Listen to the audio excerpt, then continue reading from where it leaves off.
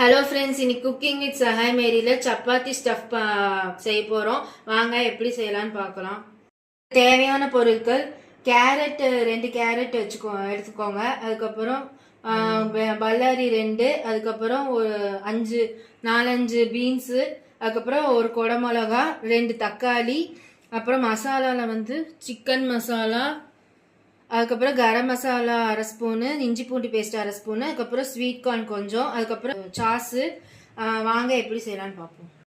இது போல் ஒரு வடச்சட்டி வச்சுக்கோங்க. சூடானது எண்ணெய் ஒரு 4-5 ஸ்பூன் ஊற்றிக்கோங்க. எண்ணெய் சூடானது வெங்காயம், இது போல் கட் பண்ணி வச்சுருக்கிற வெங்காயம்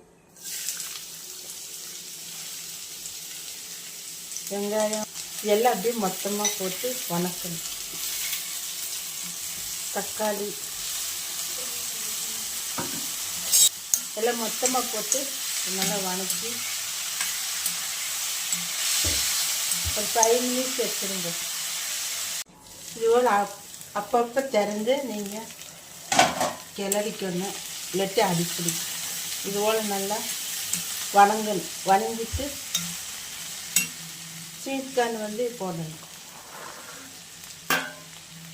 ஸ்வீட் கார்னு, இஞ்சி பூண்டு பேஸ்ட்டு, கரம் மசாலா, சிக்கன் மசாலா போட்டு இது போல் மிக்ஸ் பண்ணி போட்டு உப்பு போடணும். உப்பு உங்களுக்கு தேவை எவ்வளவோ அவ்வளோ போட்டுக்குங்க. உப்பு போட்டு நல்லா மிக்ஸ் பண்ணி ஒரு 5 நிமிஷம் வச்சுருங்க.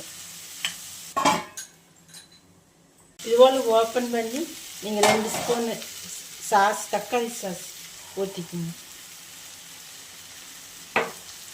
ஊற்றி ஒரு கிளறி